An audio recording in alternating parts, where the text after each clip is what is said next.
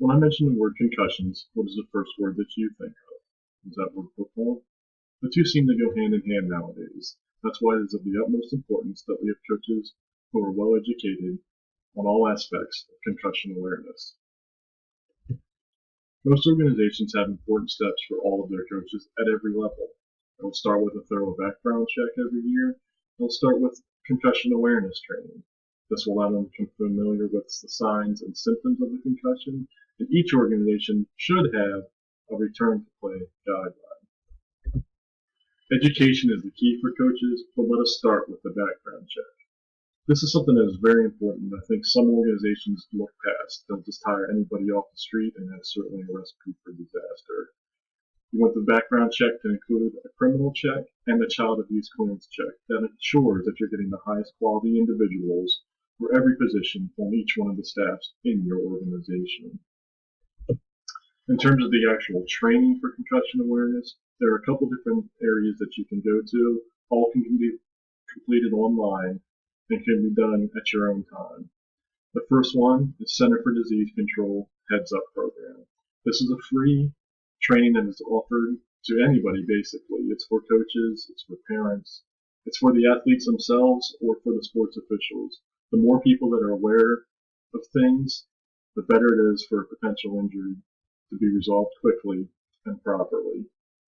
This is about a 30-minute program.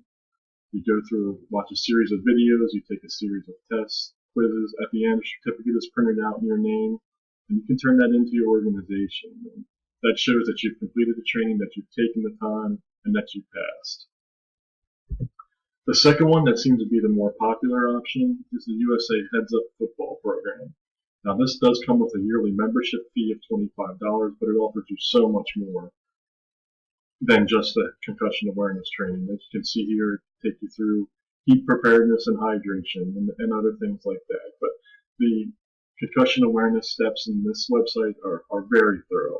This online training takes about 2 hours and it must be completed in one sitting. So if you start and have to stop, you do have to start back over. So you really do have to have a big block of time set aside for yourself to make sure you take it. It is very thorough. There are a series of tests throughout, but you will get all the training that you need, including drills and techniques to teach your players to use in practice so they use it in the games. As youth coaches, it needs to start with us, and we need to lay the solid foundation, and a training program like this certainly allows us to do that.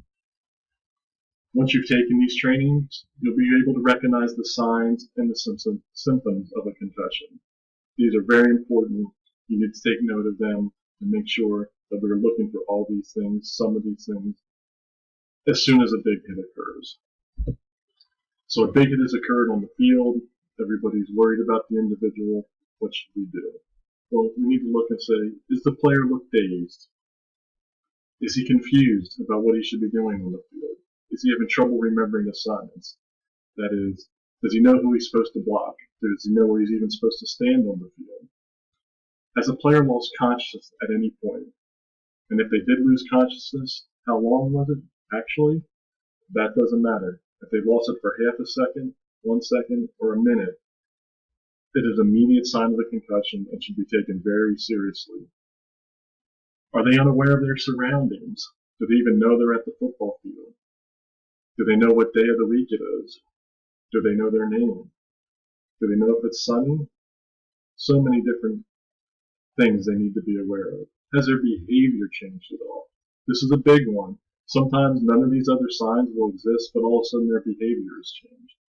Is this player now more combative when he's normally more docile and laid back?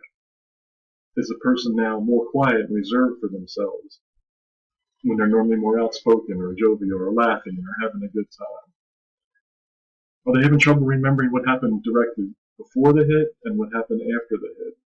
This happens all the time. They can't remember what they were doing immediately before that. Did they know the game situation? Do they know what's happened since then? Do they know they've even been treated? These are all signs that we need to look for when we have seen a big hit and we want to make sure that this player does not have a concussion. There are several symptoms of a concussion. All could be present. One could be present. Some of them could be present. Either way, if any of these are something that you notice, we need to get them to a hospital as soon as possible. The first one that most people would be aware of is the headache. It happens instantaneously. I saw it last year happen between two players. They hit heads. It was an accident more than anything, but they both immediately had headaches. Another thing that develops pretty quickly is nausea or vomiting. They're just sick in the stomach or they throw up immediately. It's actually it's very scary when you see it happen, but it does happen pretty quickly. Are they dizzy? Are they having trouble standing up, maintaining balance? This is another symptom. Do they have blurred vision? Are they having trouble seeing? There are different tests that can be done to see if any of these symptoms are present. Do they have a light or a noise sensitivity? Is the sun too bright? Is every sound hurting their ears? We must check for all of these things. Obviously, are they having memory issues? Do they remember their name? Do they know their parents' name? Do they know the day of the week? Some of these are duplicates, but it's so important to watch for all of these things. Are they having cloudy thoughts? To me, this can be referenced as, have they had their bell rung? It's something we used to hear all the time when I played football. They're standing up. They kind of have that glazed over look in their eyes. When they're talking, they're having trouble staying focused. We really need to watch for any of these. If any of these symptoms present themselves, they should be transported to a hospital immediately. A violent hit has just occurred on the field. Now what should we do? The very first thing that needs to happen is the player needs to be removed from play. They should be brought to the sidelines, and medical staff that are present, whether it be a nurse or most likely an EMT, will come over and give the player a thorough evaluation. If the symptoms are present, they will be transported to the hospital immediately. They will go there, the doctor will check them out, they will be released to their parents with oral and written notes on how they should proceed moving forward. From that point forward, once they're in their parents' custody, they will be monitored by the parents. They will have to watch for all these signs and symptoms to occur, or to worsen, or to get less, and they should report back to the doctor at that point. Every organization should have a return to play guideline. This allows us to know when it is right for a player to return to the field, and this is all in conjunction with the doctor's orders. It'll start with light aerobics. When we say light aerobics, we mean very light. Slow walking around a track, probably just on a treadmill. Nothing very strenuous at all. If no symptoms persist at that point, we go on to the next one, which is increased intensity. Now they will do a more brisk walk, or they will jog lightly. Again, if there are no symptoms present, they will move on to the next step, which is they will return to the team. They will do team running exercises that will participate in nothing else. If no symptoms are available at that point, we move on to participating in drills. This means they do all the drills that every other player does, but they are not involved in any contact of any way. This would include just hitting bags. They're just doing footwork, agility drills, things like that. And then we check for the symptoms again. The doctor will move them on to full contact at that point. Full contact means they are at practice, they are participating, they are hitting the bags and other players, and they are just part of the team at that point. If at that point there are no symptoms present, we'll then go ahead and move them on to full gameplay with the doctor's orders. At that point, they're able to play freely with no restrictions, and they can move on and continue with their football season. Concussions are serious business. We have to take it and make sure we have our coaches that are fully educated. Again, we want to make sure they have thorough background checks, that they are certified in concussion training or concussion awareness.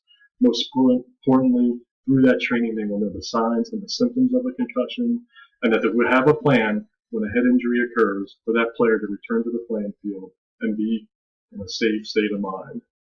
Once that has all happened, we can start with reducing the amount of concussions that happen on the football field, and with these heads-up programs that are in place nowadays, we've already seen a reduction. So if we follow all these steps that each coach has, we can ensure that we have the ultimate in player safety.